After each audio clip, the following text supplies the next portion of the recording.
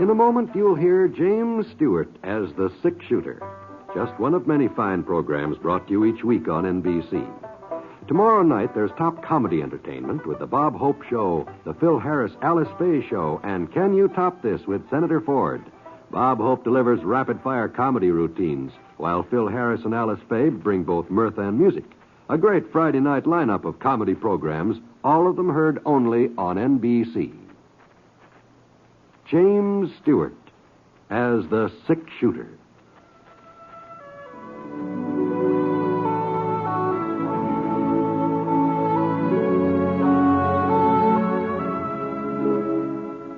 The man in the saddle is angular and long-legged. His skin is sun-dyed brown. The gun in his holster is gray steel and rainbow mother of pearl, its handle unmarked.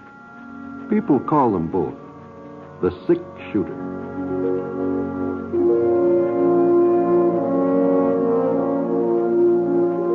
The NBC Radio Network presents James Stewart as the Sick Shooter, a transcribed series of radio dramas based on the life of Brett Ponset, the Texas plainsman who wandered through the Western Territories, leaving behind a trail of still-remembered legends.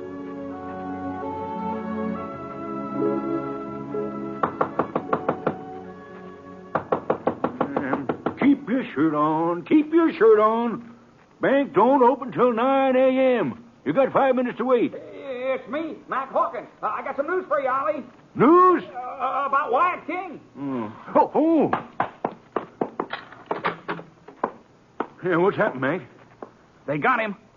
No. Yeah. Sheriff Hemphill's bringing him into town now. The posse come by my ranch about half hour ago. I took right off so as I could spread the word. Well, I just can't believe it. That's right, they got him. Spud Hemphill capturing a Wyoming kid? Yeah. Oh, not that Spud ain't been a good sheriff, but, nobody's ever been able to lay a hand on WYATT King before. Well, the sheriff didn't exactly capture him, Ollie. Well, I thought you said the sheriff's bringing him in, and that's true enough, but the way I understand it, the posse just sort of stumbled onto the kid. What? Yeah, that's what they say. He was laying in a grove of sycamores over by Tenderfoot Creek. Dead, huh? No, but he'd been shot up some, a bullet in his belly.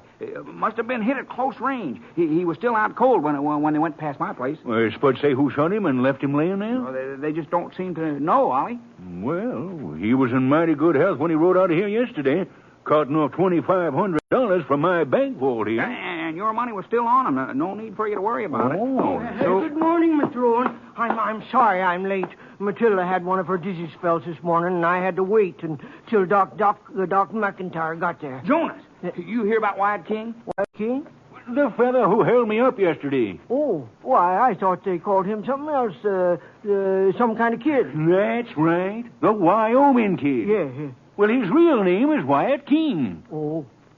Don't you ever read them reward notices down to the post office? Well, I just don't remember names very good, I guess. Oh. What about Mr. King? Well, he's been captured. You don't say? Yes, the sheriff found him down at Tenderfoot Creek.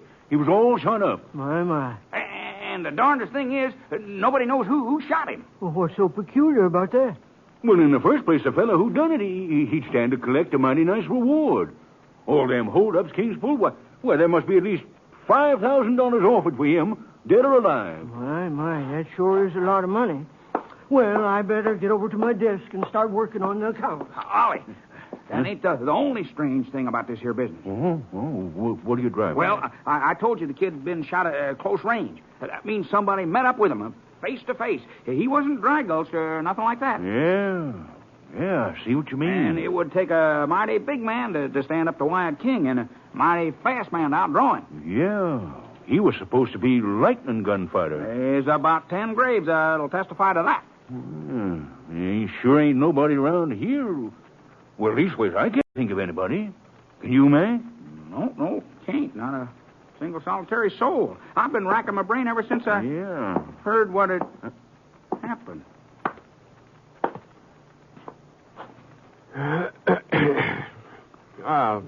Morning, Judge. Yes, sir. What can I do for you? You the banker? That's right, Mr. Name's Ponset, Brett Ponset. Well, I'm pleased to meet you, Mr. Ponset. I'm Oliver Rowan. Howdy.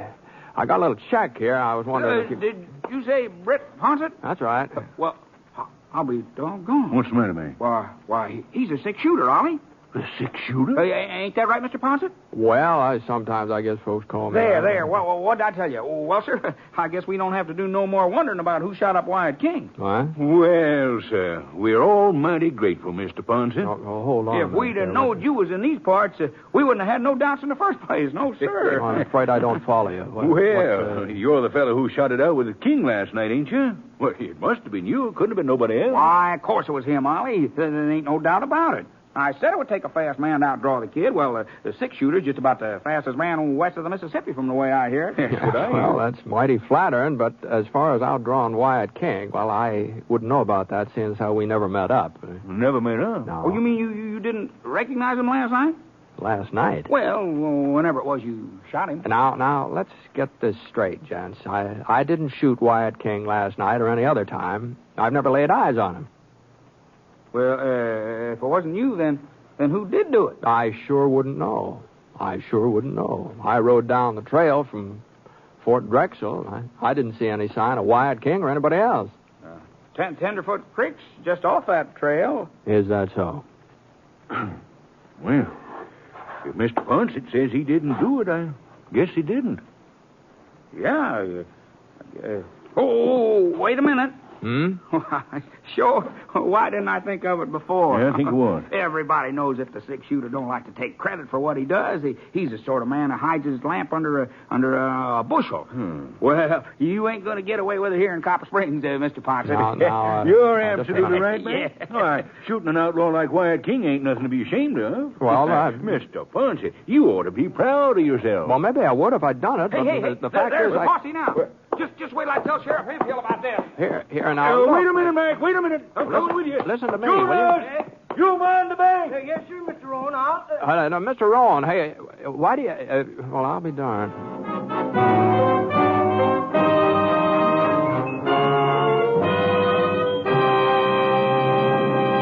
Well, I never saw anything like it. For the next half hour, folks came up to me from all directions, all saying I'd shot Wyatt King, giving me their congratulations. I told them I hadn't had anything to do with it, but they just wouldn't be convinced. And I didn't see how I could straighten them out on it. It did make me feel kind of funny, though, all this hullabaloo over a misunderstanding. And then when the mayor said something about letting the kids out of school for a day in my honor, well, I just had to find some way of putting a stop to it, so I headed over to the jail, introduced myself to Sheriff Hemphill.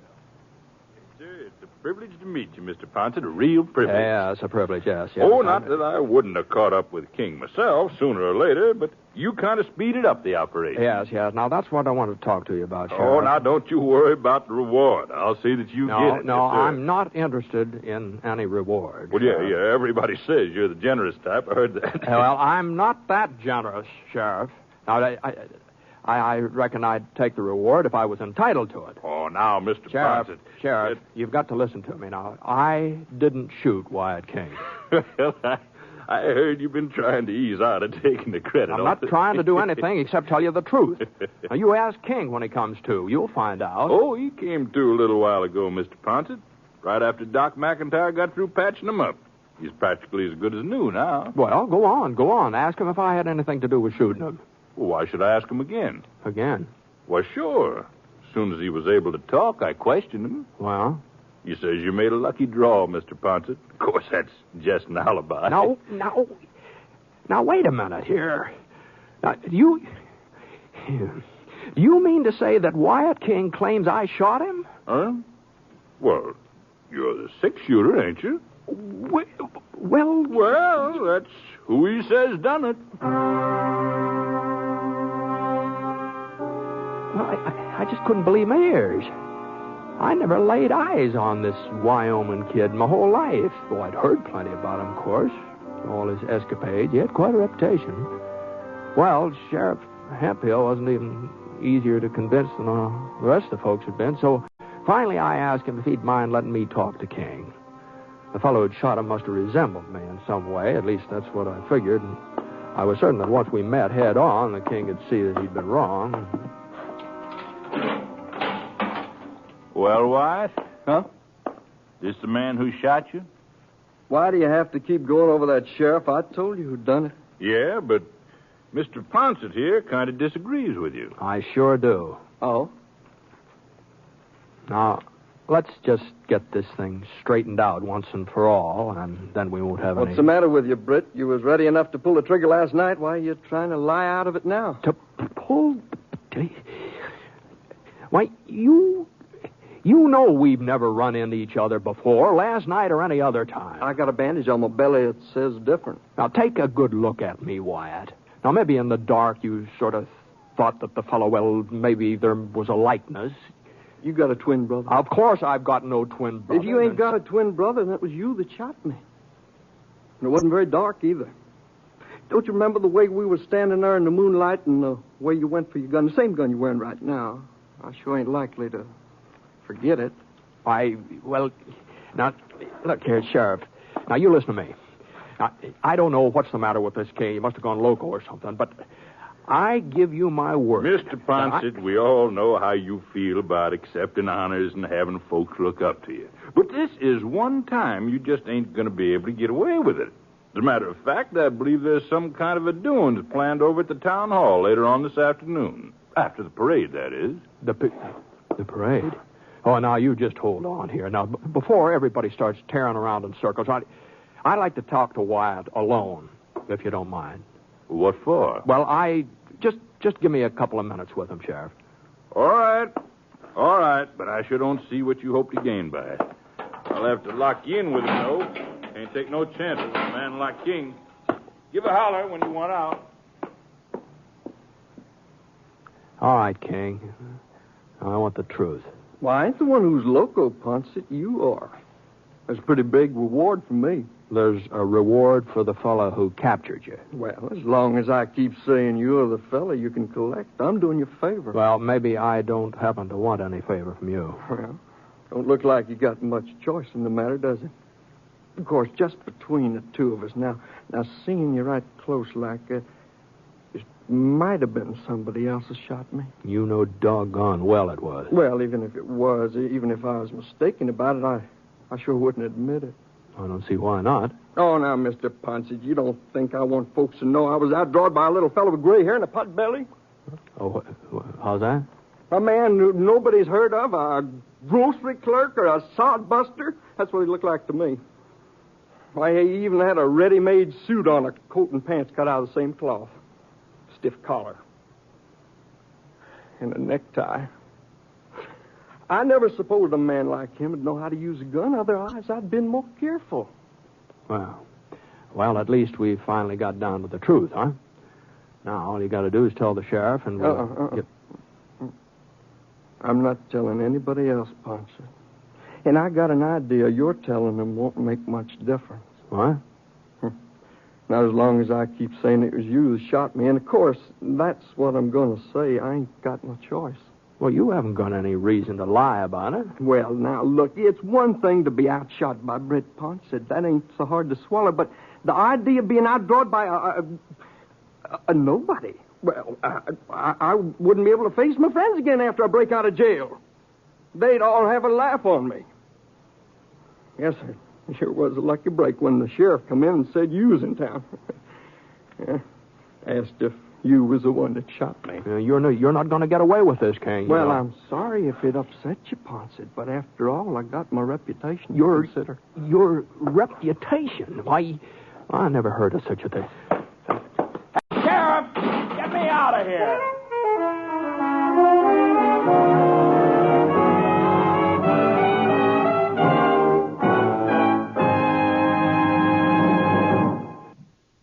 We'll return to James Stewart as the sick shooter in just a moment. Each year, forest fires take a tragic toll, destroying the natural resources that are vital to our nation's strength. Remember, one moment of carelessness can destroy national beauty and wealth that can never be replaced. Forest fires have been called America's most shameful waste because they can be prevented. Don't fail to do your part in preventing them. Don't be guilty of starting one.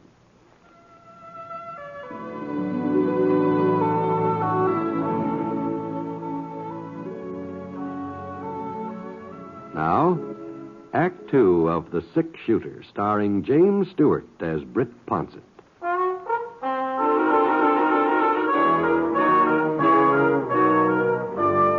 Well, I knew that there wasn't any point in hanging around the jail trying to make Sheriff Hemphill believe what Wyatt King had told me. King was right.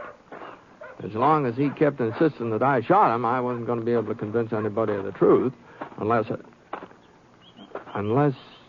the man who really did shoot him.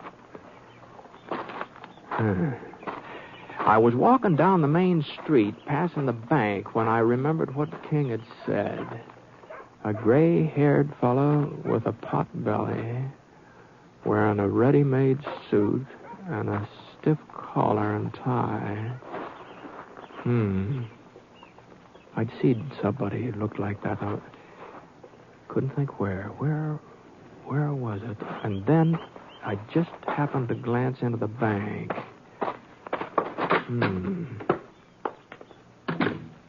Yes, sir. What can I do? Oh, what? You're Mr. Ponsett, ain't you? That's right. My, you sure stirred up a lot of talk, Mr. Ponsett. The whole town. Yeah, I know.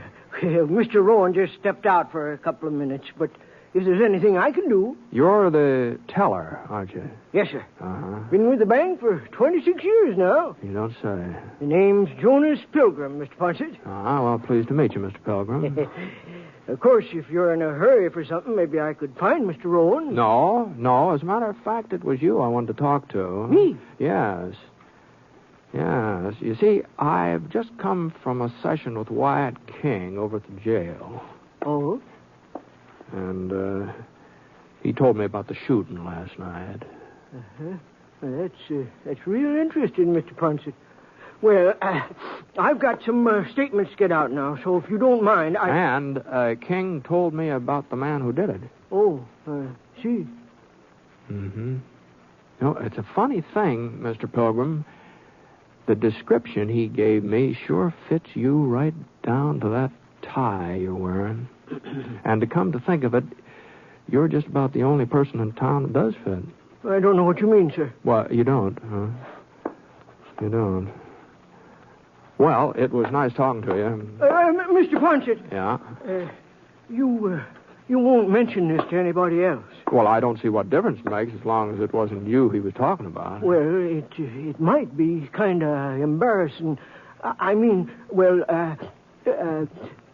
Just what do you mean? Well, all right, I'll admit it to you, Mr. Ponsett. But you got to promise me you won't tell anybody else. You got to give me your word. You shot him, huh? I didn't intend to. I didn't even know who he was. You see, I wasn't here when he held up the bank. Oh? I was on my way back to town from Widow Tolliver's ranch. I'd rid out to tell her that her account was overdrawn again. Uh-huh. And this fella, he come at me out of the dark. Told me he wanted my horse. I didn't even stop to think. I just grabbed my gun and let fire. I never should have done it, Mr. Ponsett. I don't know what got into me. You're sorry you shot a man like Wyatt King? No, not exactly, but well, it's kind of hard to explain. The fact is, I'm married, Mr. Ponsett. And Matilda, that's my wife, Matilda's kind of particular about some things. She's real particular about me. That's why I gotta wear this doggone collar. Just cuts my neck so I can hardly stand it sometimes. Is that so? Yeah. Shame. I sure feel sorry for you, Jonas, but I don't see what that's got any connection with... Well, now, Mr. Ponsett, if don't you see, if Matilda knew, if I so much as carried a gun, well, she'd just have a conniption fit. And if she was to find out that I used to be, well, kind of experienced at gunplay, why, she'd just raise the roof. I don't think that she'd ever let me get out of her sight after that. You see, I never told her that when I was younger, I used to be sort of quick on the trigger. I'll be doggone. Well, I take it your talents haven't exactly deserted you, huh? Well, sir, that was the doggonest thing. I wouldn't even had that dang revolver with me, except that Widow Tolliver had given me some money to deposit, and she was real worried about my getting it into town. All right, you see. It was old Smith Tolliver's gun. She insisted on loaning it to me. I see. And when this Wyatt King jumped up at me, well, I guess some of my old instincts must have come through. Leastways, the next thing I knew, he was laying there in the dirt, not moving. Yeah, I'll be darned. Now, mind you, I wasn't a gunfighter in my younger days. But I did kind of manage to shoot my way out of a few scrapes. I guess I don't look much like it now, do I? Well, a man's liable to do a certain amount of aging, I expect. Sometimes I think I've done more than my share. Well, anyway, I suppose you can see now why I don't want folks to know what happened last night about me and Wyatt King. Yeah, I guess you've got a point, Jonas. But I can't go on taking the credit for what you did. Well, Mr. Punchett, you give me your word on it. No, I didn't do any such thing. Well, you sure did. Why, I wouldn't have been telling all this if I didn't. What in tarnation? Mr. Hawkins, what's all the rumpus about? Wyatt King just broke out of jail. He broke out of jail? Yeah, some darn fool forgot to lock his cell. Sheriff thinks he's heading toward Badwater Falls. We're getting a posse together. For goodness sake. Well, we won't be needing you, Jonas. Oh, no. Of course not. No. But the sheriff was real anxious to have you come along, Mr. Ponset. Is that so? Well, I'm sorry. I won't be able to oblige. But you've already captured Wyatt once. Well, let's just say that once was enough. As a matter of fact, I'm figuring on leaving town. Which way is Badwater Falls? South. Due south. I'm heading north. So long.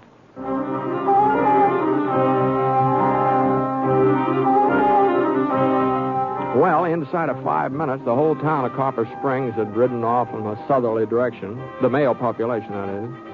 I guess Jonas and I were about the only two men that hadn't joined up with the sheriff's posse. In a way, I was kind of relieved that King had broken out of jail. At least I'd be able to leave town without any more of this foolishness about me capturing him.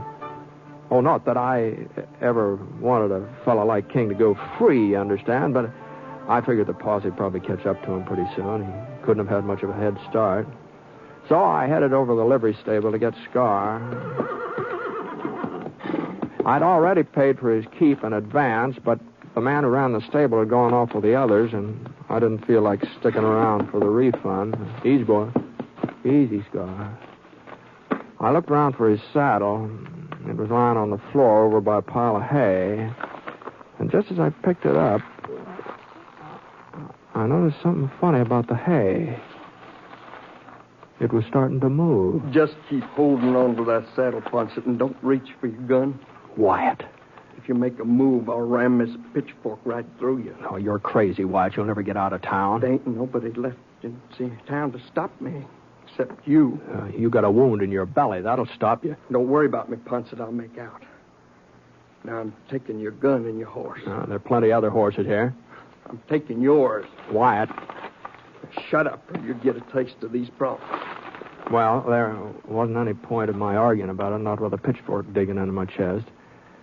So I waited until he reached out a hand for my gun, and I gave that saddle a little toss.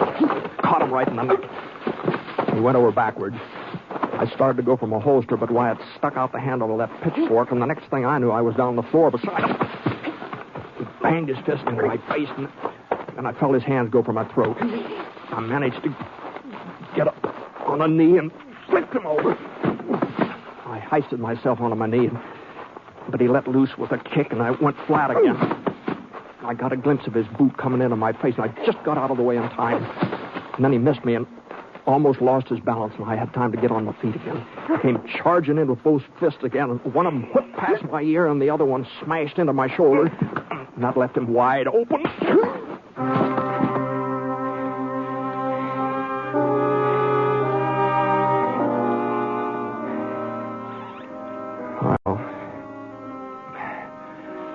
I just couldn't leave him lying there on the floor unconscious. I figured it wouldn't be very long before he came to, so I picked him up and carted him across the street to where he belonged. The jail was completely deserted, and there wasn't a sign of anybody, but the door to Wyatt's cell was unlocked, so I laid him on the cot inside and pulled the blanket up over him. didn't want him to catch cold or anything like that. And I found the key in the front office, and I locked him in.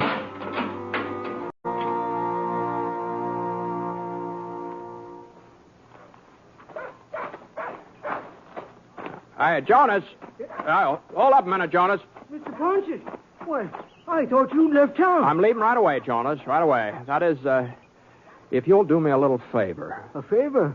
Yeah, you're through for the day with the bank, aren't you? Oh, yes. We close at 4 o'clock sharp. I'm on my way home now. Uh-huh. Well, I was wondering if you'd mind putting off your supper a little bit. Well, Matilda, until the posse comes back, that is. What for, Mr. Ponce? Well, you see, I was over at the jail just a minute ago, and there's nobody over there watching things while the sheriff's out of town. Well, I don't see what difference it makes. Wyatt King was the only prisoner, and he's escaped. Yeah. But even so, now suppose somebody were to break in. They could do a lot of damage, The sheriff's probably got some important papers in the file. No, Mr. Ponce. No, but you never know, Jonas. You never know about things like that. Well, I guess the sheriff should have locked up when he left, but I don't see what... Well, then you won't mind holding down the fort while he's gone. Well,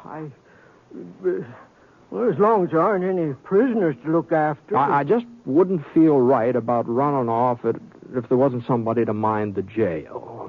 Uh-huh.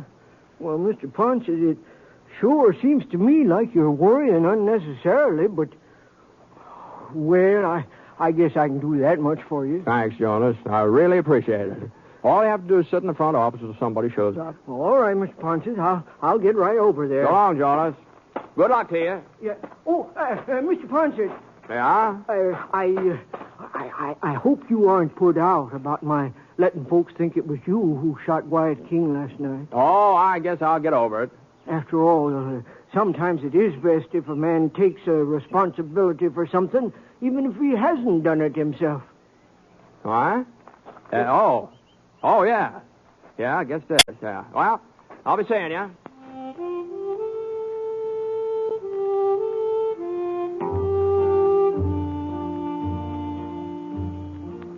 I tell you what, I got out of Copper Springs fast as I could.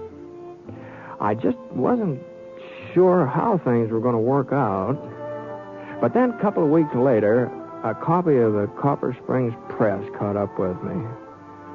And there was Jonas Pilgrim's picture all over the front page. Yes, sir. A great big article telling how the sheriff and his posse had come back to town without finding a trace of Wyatt.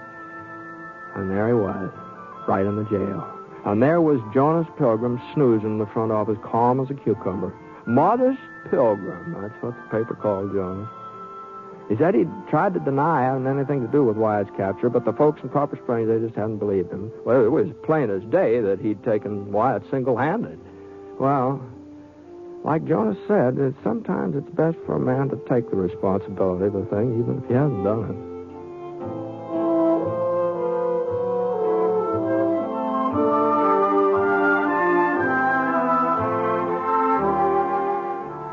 The Six Shooter is a transcribed NBC Radio Network production in association with Review Productions. It is written by Frank Burt and is based on a character created by him. Mr. Stewart may currently be seen in the Universal International picture, The Glenn Miller Story. Others in the cast were Bill Johnstone, Herb Vigran, Junius Matthews, Barney Phillips, and Joel Cranston. Special music for this program was by Basil Adlam, and the entire production is under the direction of Jack Johnstone. All characters and incidents were fictitious, and any resemblance to actual characters or incidents is purely coincidental. Oh, by the way, you'll be interested in knowing that the Six Shooter has been chosen for broadcast to our men overseas through the facilities of the Armed Forces Radio Services. This is John Wall speaking.